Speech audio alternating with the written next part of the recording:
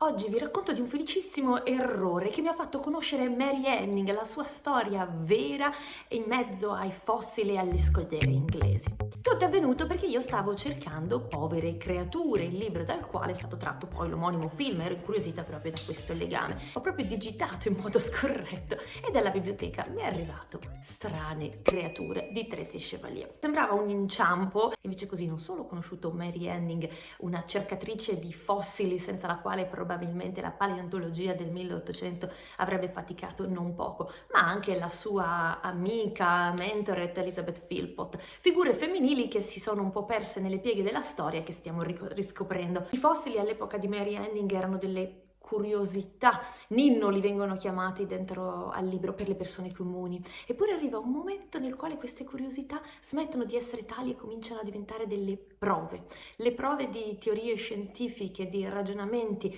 che nell'ambito accademico si stavano muovendo proprio in quel momento storico.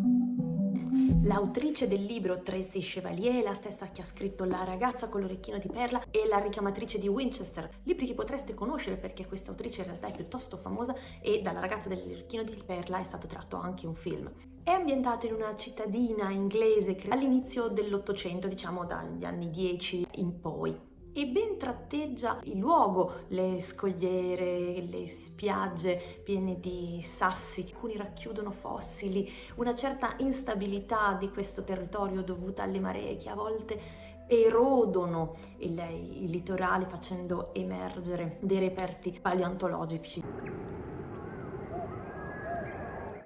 E dunque chi sono le strane creature del titolo?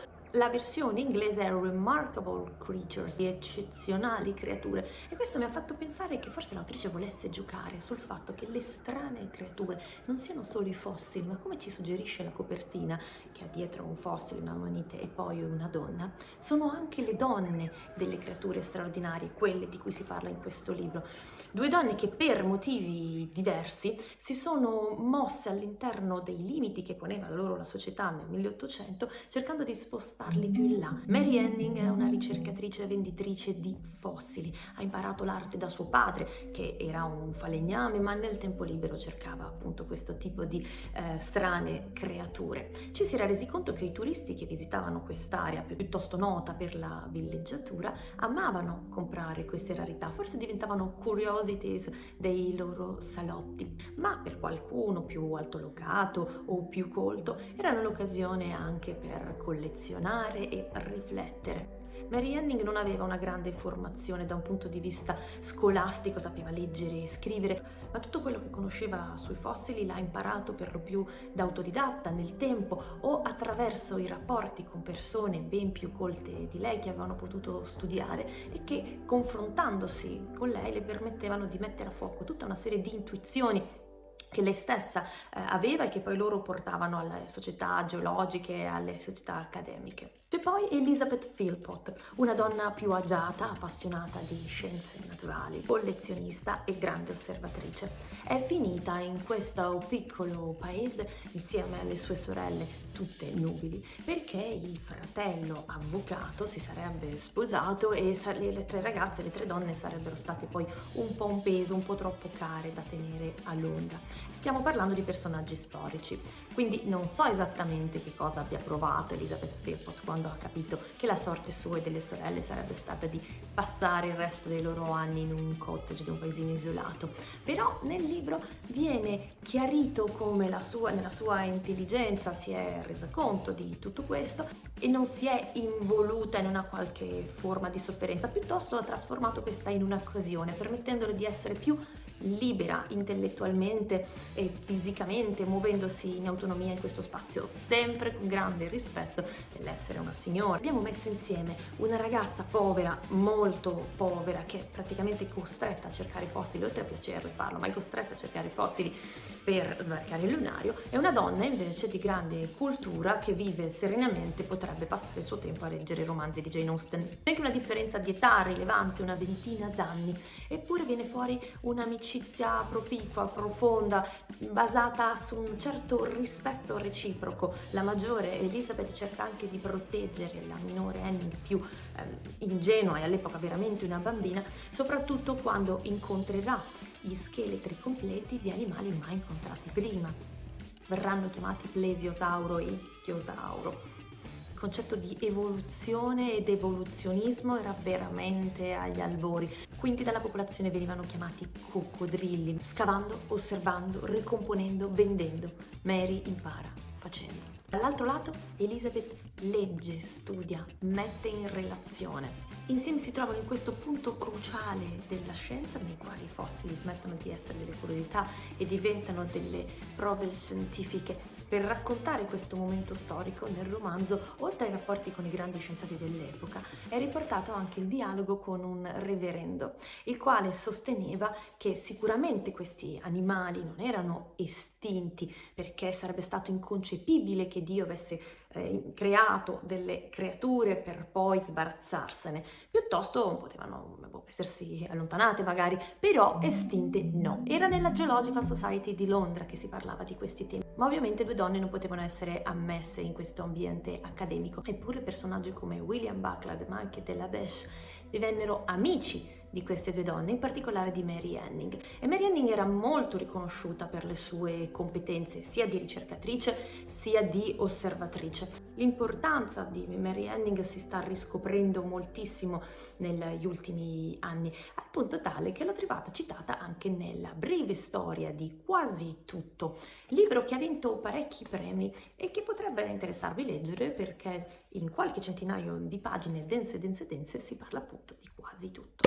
Vi leggo qualche riga tratta proprio da Breve storia di Quasi tutto. A quell'epoca, comunque, l'entusiasmo per la paleontologia si era ormai propagato in Inghilterra. Nel 1812, a Lyme Regis, sulla costa del Dorset, una bambina straordinaria di nome Mary Anning, che all'epoca aveva 11, 12 o 13 anni, a seconda di quale resoconto leggiate, trovò incluso nella roccia delle ripide e pericolose scogliere del canale della Manica il fossile di uno strano mostro marino lungo 5 metri abbondanti, oggi noto col nome di ittiosauro. Fu l'inizio di una ragguardevole carriera. Mary avrebbe passato i successivi 35 anni impegnata nella ricerca di fossili che poi vendeva ai visitatori.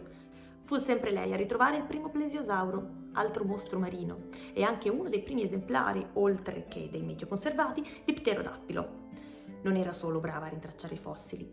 Sebbene in questo fosse proprio imbattibile, Mary riusciva anche a estrarli con grandissima delicatezza senza danneggiarli nell'operazione. Il plesiosauro da solo le richiese 10 anni di scavi pazienti.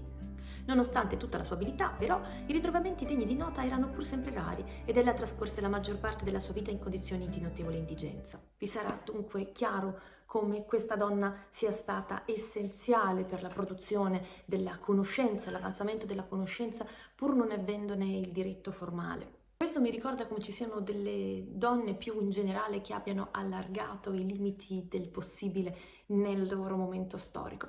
Vi ricordo in particolare Hildegarda di Bingen, della quale abbiamo parlato nel video sulla storia della scrittura, ve lo lascio qui in alto, ma anche Plautilla Bricci, la prima donna della quale abbiamo traccia che si è autodefinita architettrice, poteva permettersi di competere con le grandi figure del barocco seicentesco. A lei abbiamo dedicato un intero video, trovate nuovamente in alto qui, ma anche nella descrizione. Fossili. Cosa trovava Mary Anning nella Jurassic Coast, che è anche patrimonio UNESCO? Trovava soprattutto belemniti, un antico cefalopode simile alle seppie e ai polpi. Ha trovato plesiosauri, ittiosauri, pterodattili e pesci. I pesci erano la grande passione di Elizabeth Philpott. Dicevamo che questo è il momento in cui si passa da vedere i fossili come curiosità a vederli come tracce. E i fossili non parlano da soli come i libri, è un lavoro lungo quello di operare sui fossili. Devono essere osservati, ricomposti, confrontati, interpretati. I fossili non servono solo a classificare, ma anche a ricostruire l'ambiente, immaginare e visualizzare la preistoria. E facendo delle ricerche su Mary Anning ho scoperto che questo avvenne almeno in due direzioni. Da una parte, negli anni '20, Mary Anning ebbe l'intuizione che delle piccole sacche che si trovavano nelle belemniti potessero essere, in modo analogo a come accade nei moderni cefalopodi, delle sacche di inchiostro. L'intuizione venne effettivamente poi confermata dagli scienziati e Elizabeth Philpott usò proprio questo inchiostro, reidratandolo, non fu l'unica a tentare questa tecnica, per disegnare dei crani che aveva trovato Mary Anning. Dall'altro lato, nel 1830, Henri de la Beche realizza un'opera con delle tavole molto ricche che rappresentano, come ci si immaginava, i dinosauri e l'ambiente in cui essi si muovevano, aiutando tutti quanti visivamente a comprendere come poteva essere la Terra anticamente.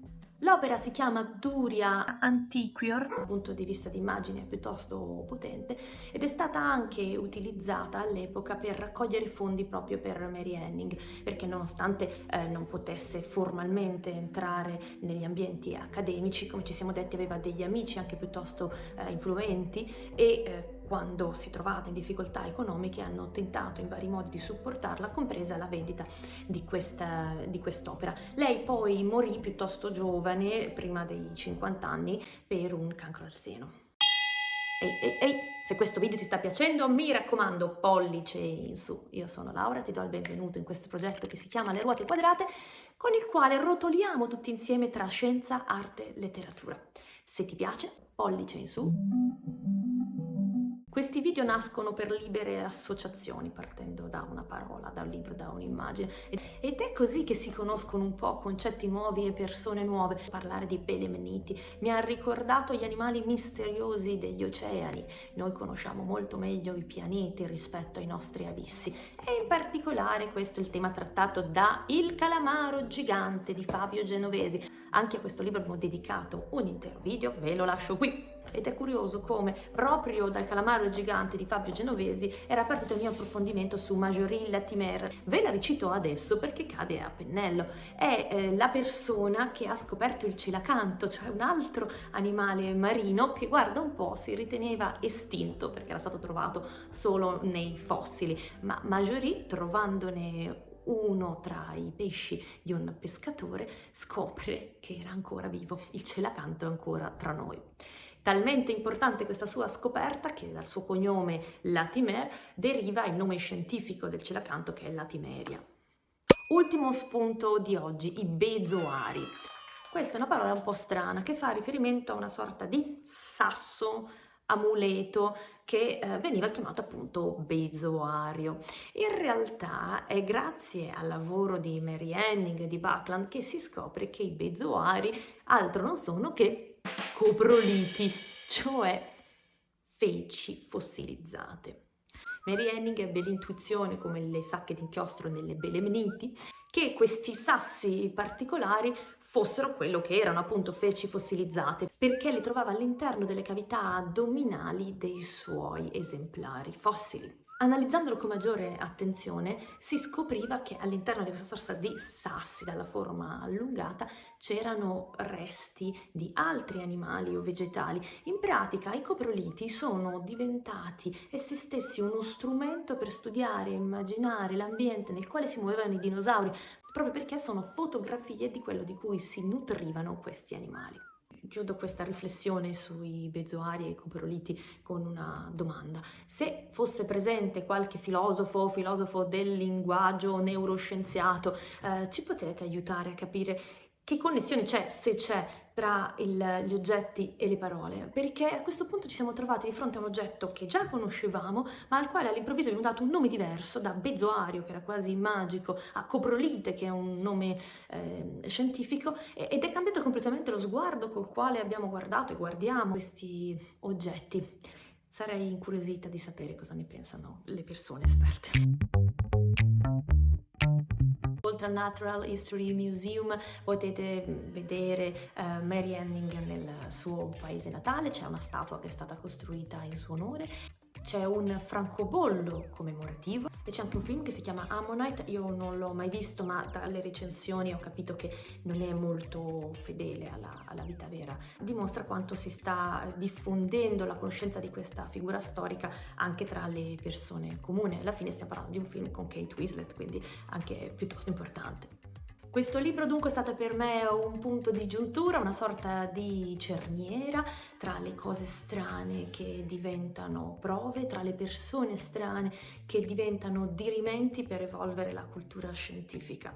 Spero che sia piaciuto anche a voi questo viaggio. Vi lascio con altri video nei quali abbiamo trattato temi tangenti. Il calamaro gigante, se volete continuare con le creature abissali. Architettrici, se sentire di Plautilla Bricci e delle sue avventure nel 1600 è quello che fa per voi. E per rimanere in tema di Bezoari, il manuale dell'ortolano, libro ottocentesco che parla anche di sterco. Continuate a rotolare con noi. Ciao!